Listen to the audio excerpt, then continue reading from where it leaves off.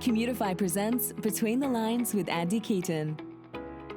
Each week, we explore the challenging issues transportation demand management professionals face on their journey to transition commuters from driving alone to more sustainable, shared, and active commuting habits. Be sure to subscribe to hear next week's episode and check out our exclusive commuter playlists on Spotify. This is Between the Lines with Andy Keaton.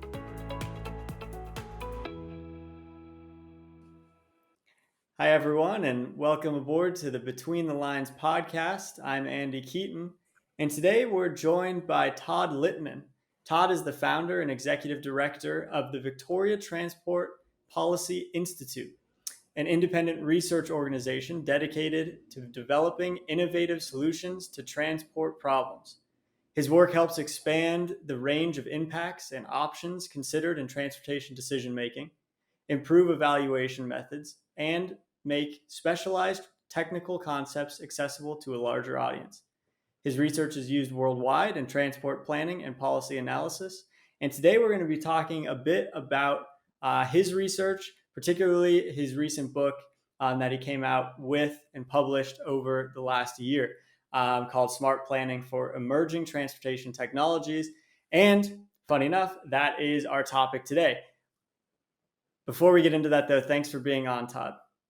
Thank you very much, Andy. This is great. Perfect. So today we're talking about why smart planning for emerging transportation technologies will help save the planet. And I think it's important, as you point out in your book, to kind of give us a good grounding of what transportation planning has looked like, what the conventional wisdom has looked like over the past century or more, and really talking about this idea you bring up of planning for faster speeds. And we had been talking before, and you had mentioned that planning for faster speeds is grossly inequitable and it's environmentally harmful. So can you tell us a little bit more, Todd? What is the conventional planning wisdom? Why does it favor speed? What does that mean? And what are the negative impacts of that? Sure. So that's a great question. During the last century, our transportation system has really evolved from slow and local to fast and distant.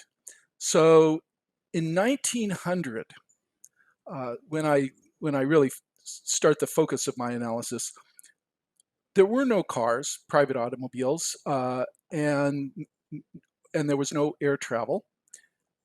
And so most people relied primarily on walking to get around. People would, some people bicycled and some people would take a trolley or a train for occasional trips. But for the most part, transportation was walking. That was the main, by far the main form of travel. And so an average person traveled about 1,000 miles, about 1,000 miles a year. That was the normal limit. Automobile transportation became available, and over the 20th century, the vehicle technology improved so that cars could go faster, and roads got paved and expanded so it was possible to go at higher traffic speeds. And of course, air travel also developed. So our world accelerated. And as part of that, the distances that we traveled, the distribution of destinations, I describe it, expanded. So most people, or a lot of families, no longer relied on say local stores and local schools. It became possible to live far distant from where you worked and shopped and went to school, and that imposes a number of costs. So part of my research looks at what are the full costs of going from a local-oriented, primarily pedestrian and bike-oriented transportation system to a much more dispersed automobile-oriented transportation system, what we call, of course, automobile dependency. And what my research indicates, what I'm able to quantify, is that the costs are huge. For example, a typical worker now devotes about 20% of their budget, and therefore about 20% of their workday, to paying for their automobile and the roads and parking facilities that those vehicles require. So 20% of your workday is devoted to transportation. Wow. Now, there's an interesting way to measure speed. Most people measure speed what we call nominal speed. Uh, how much time does it take to travel a certain distance?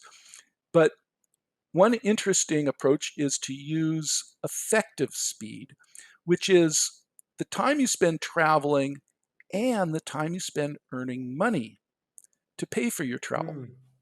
And when you measure travel speeds nominally, of course, our speeds over the 20th century, when we went from walking, say, about 1,000 miles a year, to now the average motorist drives about 12,000 miles a year. So we've accelerated by an order of magnitude our speed and our distance. But when you take into account the time that a motorist has to spend earning money and caring for their vehicle, your speed actually for a typical moderate income worker, so somebody that's earning, say, under $30 an hour, is your automobile travel is actually not that fast. And for many trips or many people, it's actually faster to rely on bicycling or public transit than it is to buy a car and have to devote all that time to earning money to pay for it. So that's one example. Another, of course, is that the automobile-oriented transportation system is harmful to our health.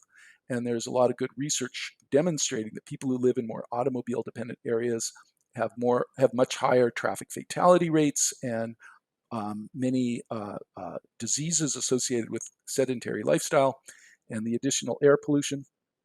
And there's also the environmental costs. So putting all these together, you could say that our increase in speed often provides relatively modest net benefits when you take into account all these costs. And those costs are highly regressive. That is, if you're a well-paid person, you're earning, say, $50 an hour, the cost of owning that car only takes a small portion of your workday. It's the lower income workers, people that earn a wage under $20 an hour, that are devoting a good portion of their budget and a good portion of their workday to servicing their cars, to maintaining those cars. And so lower income people tend to be much worse off in an automobile dependent community where they lack the affordable modes than wealthier people. So one of the insights of my research is the unfairness, the fundamental unfairness of transportation planning that in various ways favors automobile oriented over more affordable forms of transportation. So I think there's a lot there that you've said and to kind of unpack, but it comes down to the planning for speed, which is planning for the automobiles, made us dependent on the car, which has equity impacts, negative equity impacts, negative environmental impacts, negative cost impacts. And when you take into account how much time it takes to even afford to drive the car, negative time impacts. And so, I mean, it seems like this is pointing well to an idea that you then have discussed as well, which is presumably as faster speeds is a negative kind of situation for the transportation planning community. presumably it makes sense that it's planning for slower speeds would provide more affordable and healthier and resource efficient alternatives. So, what does that look like? Why is it important to shift to planning for these other alternatives that we call slower speed, but are really just non-car alternatives? Sure. Well, that's the challenge that we face. To put it simply, speed is inherently expensive. It costs Sure. money to, to buy the car and the fuel for the car, but it also costs a lot of resources. You could say money, or land or whatever, to provide the facilities, the roads and parking spaces that those cars demand. And if you're concerned about the environment, automobile transportation is inherently resource intensive. It requires far more energy to transport, to transport, say, a ton of metal with a human being than it does to transport that same human being on a bicycle or walking, or with shared mobility, that is ride sharing, Mm-hmm. or public transportation. So it's not a question of what's good or bad so much as what is efficient and inexpensive versus what is expensive and resource intensive, and therefore costly, intensive. So that's what my research looks at. We're at an interesting time. In 1900, people had only vague ideas about what it would mean to introduce all these motor vehicles into our lives. And of course, most people involved, the automobile manufacturers and the petroleum industry and most transportation engineers, focused on the positive benefits. If we can get people to travel faster and they have more, they can access more destinations within their time budget, they're going to be better off. So it was a very exciting time. I grew up in the 1960s when, every year the new car models had new technological innovations, and it was an exciting time to be shopping for a car, or being a motorist. Um, Now the truth is, if automobile manufacturers had a truth in advertising requirement, all those advertisements for cars would show passengers who are bored and impoverished and overweight. Because the truth is, automobile transportation does have some very negative impacts on the people that are relying on those vehicles. Um, and now we have, let's say, the wisdom of experience that allows us to say that yes, in many communities we've become too automobile dependent, that we overbuilt the roads and the parking facilities and underbuilt the more resource efficient alternatives, and as a result our communities are worse off overall. That we should have, as in during the 20th century, as motor vehicle um, uh, um, the motor vehicle transportation system developed, we should have been more discerning and ensured that even as these faster vehicles became available, that we didn't spoil the other more resource efficient and affordable modes, that we didn't spoil walking and bicycling and public transit. Um, so looking back, we can say there were some mistakes that were made. Now we have probably more transportation innovations becoming commercially available or being developed than any time in the past. There's things like uh, e-bikes and e-scooters and various types of car and bike sharing, and electric cars, and possibly self-driving cars and self-driving taxis, and things like the Hyperloop pneumatic tube transport and tunnel roads, and vertical takeoff and landing self-driving air taxis, and the possibility of commercial supersonic jets. All of these are really exciting new transportation technologies and services. It's time to look critically at them before they start dominating our lives. We need to step back and be skeptical, be discerning, and be able to say, well, that new transportation innovation, it would make sense in this situation, but it doesn't make sense in that situation. Or another example is we would say, well, we'll allow, for example, air taxis or drone deliveries for high priority trips, say emergency trips, taking people to hospitals or delivering medicine. But it really doesn't make sense for the typical suburban commuter to have one of these air taxis departing from their backyard and creating noise and risk that harms their neighbors. Or let me ask you this, Andy. If your neighbor started having beer and pizza delivered by drones late on Saturday nights for their backyard party, would you allow that, or would you be more inclined to deploy some anti-aircraft device and shoot down those annoying drones that are going to be flying over your bedroom late at night? What do you think, Andy? Should drone pizza delivery be allowed, encouraged, restricted, or forbidden?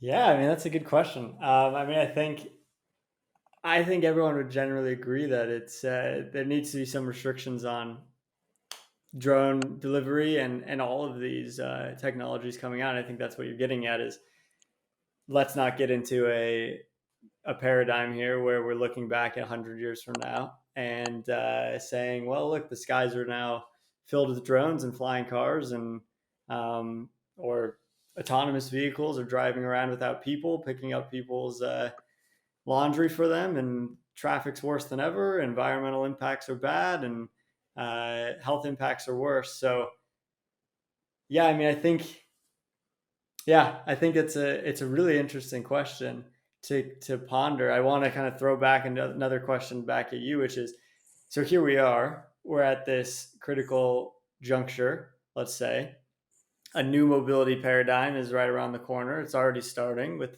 electric vehicles, like you said, and electric micro mobility and driverless vehicles, right? Already running in some areas. But how can we plan for the right new mobility paradigm? How can we do this in a smart way? Um, and I know in your book you talked about you did an analysis of some new mobility that is out there or is coming. You looked at 8 impacts. I want to know from you, what did that analysis show you? What were you looking at with that analysis? What kind of mobilities came out scoring well? Like where should we, be heading? What does that show us? Right. That is exactly the critical question that especially policymakers and transportation professionals should be asking. But really, everybody is going to have to struggle with these issues. So, to respond specifically to your question, my research emphasizes the need for comprehensive analysis, that we're not just asking which is the fastest form of transportation, but we also ask questions such as which new modes also help achieve our affordability and social equity goals. For example, that they are suitable for people who, for whatever reason, can't drive, and they're affordable to low-income households. Which of the new mobilities are resource efficient and therefore um, uh, minimize environmental damages? Um, which help achieve health goals. And so there are a number of ways, a number of impacts that I think need to be considered. That's the, let's call it the analysis framework that Mm-hmm. I emphasize. I recommend and use myself in my analysis. The other part of that is to ask, looking at the new mobilities, how would we, what's the policy framework so that we would favor the ones that provide the greatest social benefits, and that we can limit the use of the new mobilities that may be inappropriate in a particular situation. Let me give you just one example of one of the challenges that communities are going to face. In a typical city, if the parking, off-street parking, is priced, but roads are free, if somebody has a self-driving electric car, it's actually going to be cheaper for them to program the car just to drive around in circles around the block continuously for hours on end, rather than pay for an off-street parking space. Or they could program their car to drive home and to park back at your home garage. Either way, you're generating that, let's use, for example, that trip to work is now going to generate, for every mile of, of, of useful transportation, of you being transported by your car is going to generate 2, 3, or 4 miles of travel on public roads. And so it's going to be contributing to traffic congestion and accident risk and wear on the roads and pollution emissions. And even electric vehicles do produce various types of pollution, the generating the electricity and the tire particulates and things like that. So if you're a smart city planner or public official, you're going to want to make sure that uh, that motorists are discouraged from driving any more miles, adding any more vehicle miles than is absolutely necessary, and would rationally choose to pay for that off-street parking space rather than have their vehicle drive the extra miles under most circumstances. So first of all, we need to be able to discuss this indirect impact, what's called an induced vehicle travel, and do some modeling. We transportation professionals, we can estimate the additional miles that autonomous vehicles are going to generate, but we need a little bit more research to validate some of those estimates. Okay, that's pretty straightforward. The real challenge is to ask, what does it mean for our policies? How should Mm. communities respond so we're not, so that autonomous electric vehicles are not creating a whole new set of problems, and that we can say, yeah, this is a neat, nifty new technology, but let's not overdo it. Yeah, I think that's a key point is, and you said it earlier, there's a lot of exciting technologies out there. Electric vehicles are exciting, autonomous, driverless vehicles are exciting. The question is, how can we build a system that utilizes them efficiently and isn't having them drive around in circles, and we're not using up the world's lithium and powering our vehicles with coal. We're doing this in a smart way. I think that's important to think about. So let's kind of, there's a lot here, and certainly, if someone wants to dive more deeply into this, we'll provide more information online and in our email newsletter for you to find Todd's book and his other papers that he's been writing, to read more up on this, because it goes really, pretty far in depth, and it's pretty interesting. But let's move on to kind of, let's think positively here. Let's think about the future. This is a TDM podcast, and we talk about TDM and various solutions, micromobility uh, and ride sharing, and all these kind of new ways to get around cities. Um, you talk about at the end of your or towards the end of your book what this optimal future transportation system could look like. What I'll just put you on the spot here. What do you imagine it to look like? What could we do if we plan in a smart way? What could that look like? Yeah, that's a great question. Now, of course, I always have to uh, emphasize that, of course, everybody's needs are unique. Every family and every person's uh, travel demands are unique. And so a lot of what we're talking about is really responding correctly to the types of travel people want to engage in, but then Mm-hmm. scaling up to look at it from a community perspective. So it's fine, it might be fine that you love to drive your Harley Davidson motorcycle at high speeds, or that you are eager to get air taxi that will fly you, from your suburban home to your downtown office. Okay, that's fine, but we need to pay attention to how those decisions affect your neighbors. So, to me, an optimal transportation system, regardless of the technology, is one that offers people diverse uh, mobility and accessibility options and provides the incentives for people to choose the most appropriate mode for each trip.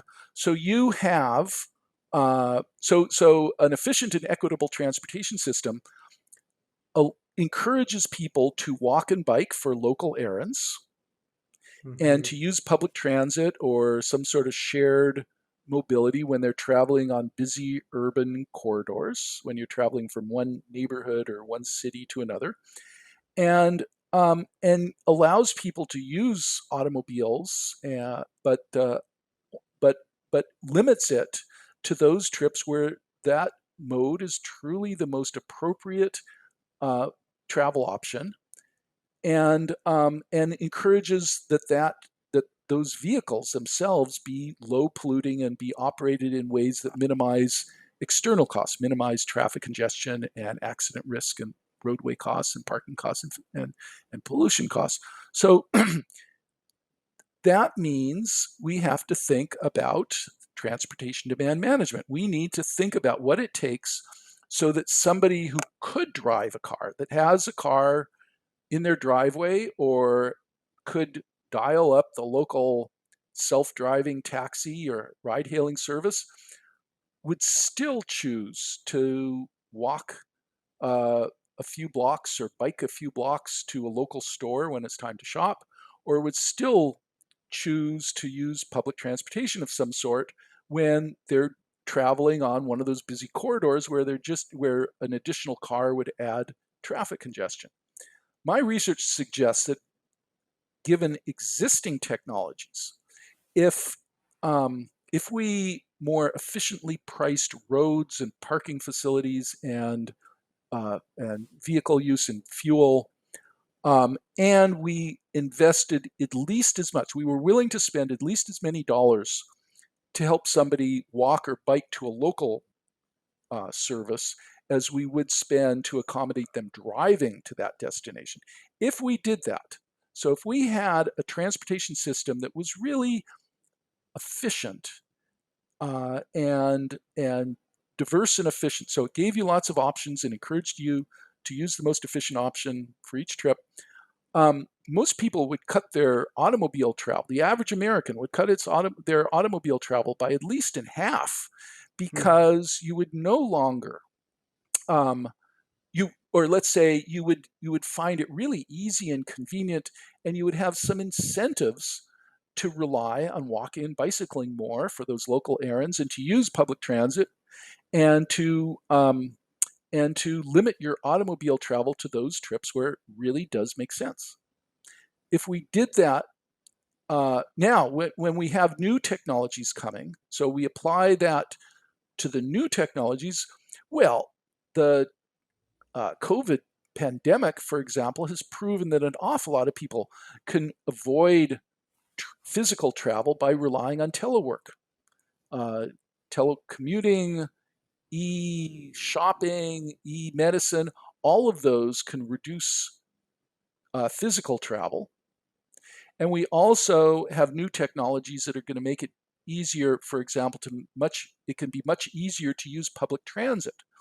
If you have an app on your phone, on your mobile phone, that can navigate you, can tell you what's the easiest and cheapest way to make a particular trip, and has automated payment uh, features on that app.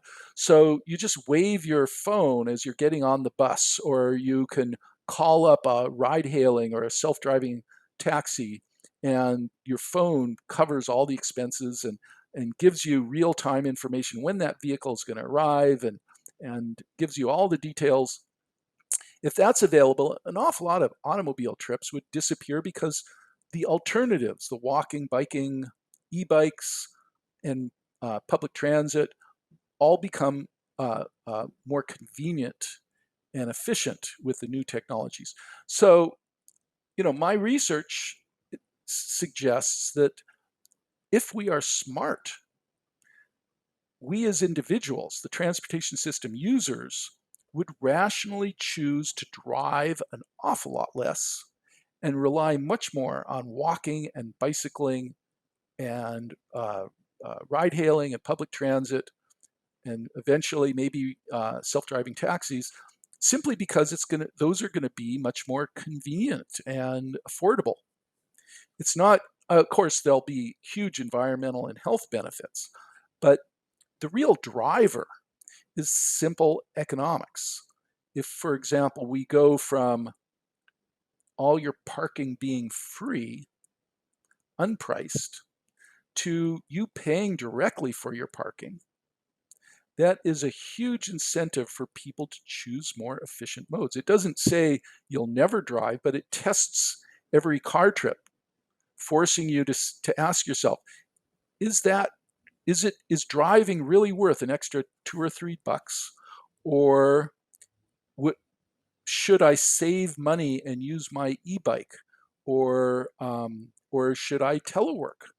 Should I, or maybe use e-commerce? Should I order something from the on the internet rather than actually drive to a store? So those are the kind of incentives, or that's the kind of system that I think we want to develop if we want a truly optimal transportation system. And I think this is a really good episode, because we've been talking about various technologies and things out there that in the TDM space that are exciting and could help people, move places in a more efficient way.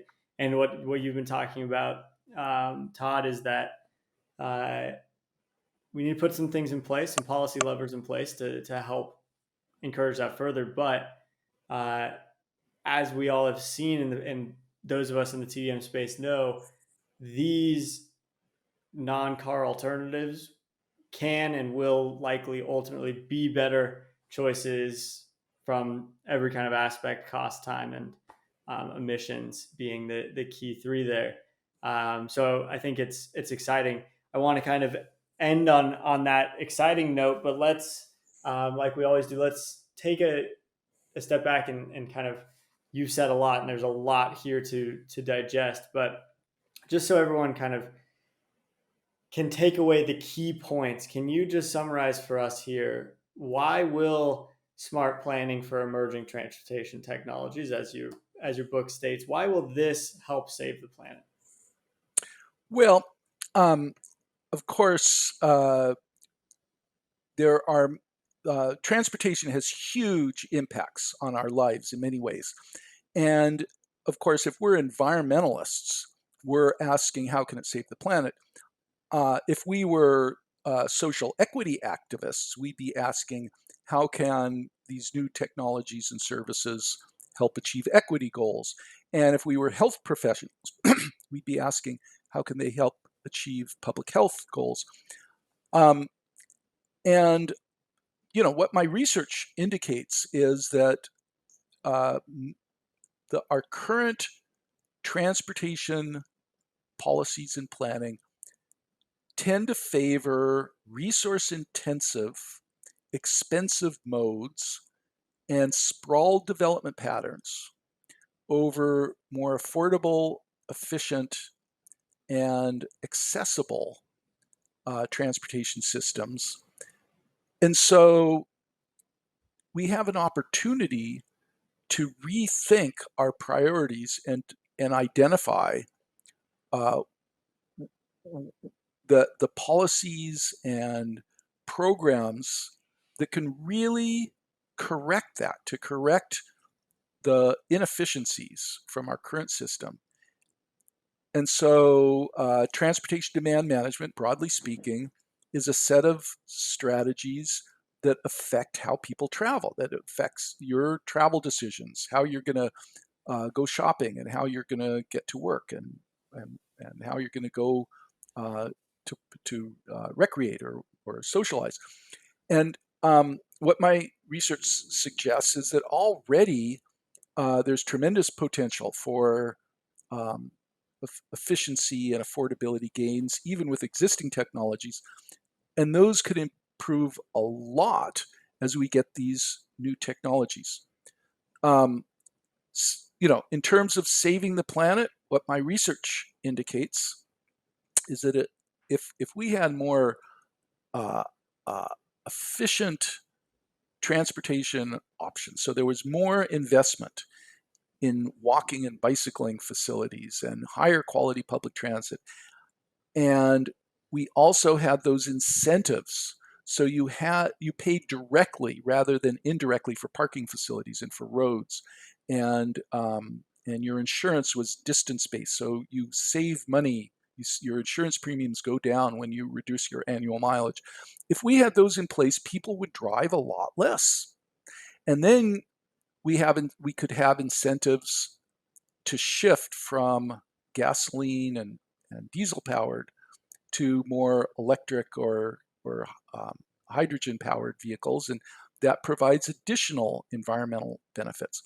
Equally important, keep in mind, even an electric car requires this huge environmentally harmful infrastructure, all the roads and parking facilities. That's impervious surface, it's blacktop that adds to the heat island effect. Every time we pave an acre of land, we're losing habitat, wildlife habitat. All of these are very important impacts to consider, environmental impacts. And they all get reduced if we own fewer automobiles and drive less and rely more on the resource efficient modes. So what my research and what my book emphasize is the the, the very large and diverse benefits that we can gain if we're discerning in our transportation decisions. And as travelers, we're encouraged to use the more resource efficient modes. That's the real key to creating a environmentally responsible transportation system. Incentives to use the most resource efficient modes whenever possible. Great. I mean, I think this has been a really informative episode for particularly the transportation planners out there. I really encourage you all to check out Todd's work and his book. Like I said, you can get all this information from this episode and future ones if you subscribe to our email list at betweenthelines.io.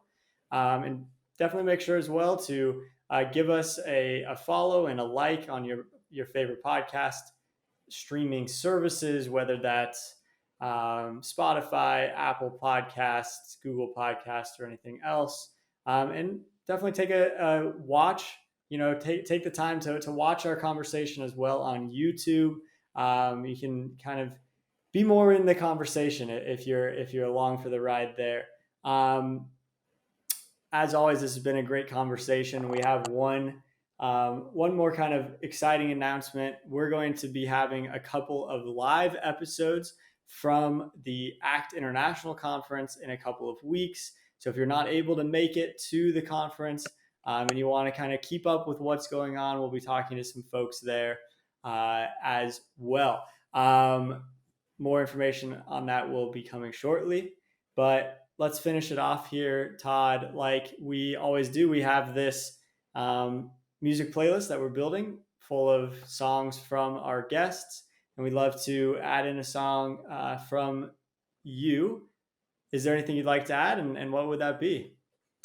Right. Well, I was born in the wrong time period because I wish that I had been there during the Harlem Renaissance in the early 20th century and was able to hear Duke Ellington's band at its peak. So one of my favorite songs of all time is Ellington and Strayhorn's magnificent song, Take the A Train, which is really about rail transportation. The A Train, of course, is the New York subway that goes to Harlem. Sure. And the music, if you're familiar with Duke Ellington's work, much of his music is really based on the rhythms of a train ride. You feel that rhythm. It's not just a sound; it's a feeling that you would have when you were traveling by train in, say, the 1920s and 30s. It's an immersive experience, and so Take the A Train and other Ellington Strayhorn music embodies the feel of rail transport. And that song is all about using public transportation to enjoy the social life, the music and the food and the celebration of life that existed there at that time. So Awesome. Take the A Train, Andy. I like it. And we'll take it from Duke Ellington himself. Public transit, you can't get better than it. Todd, thanks for being on. This has been a great conversation, and everyone, thanks for watching or listening. And we'll be back next week with more interesting episodes on TDM here with Between the Lines. Todd, thank you for being on. Thank you very much, Andy, and greetings to all the audience. Thanks for joining us on this week's episode of Between the Lines with Andy Keaton. Be sure to subscribe to hear next week's episode and check out our exclusive commuter playlists on Spotify.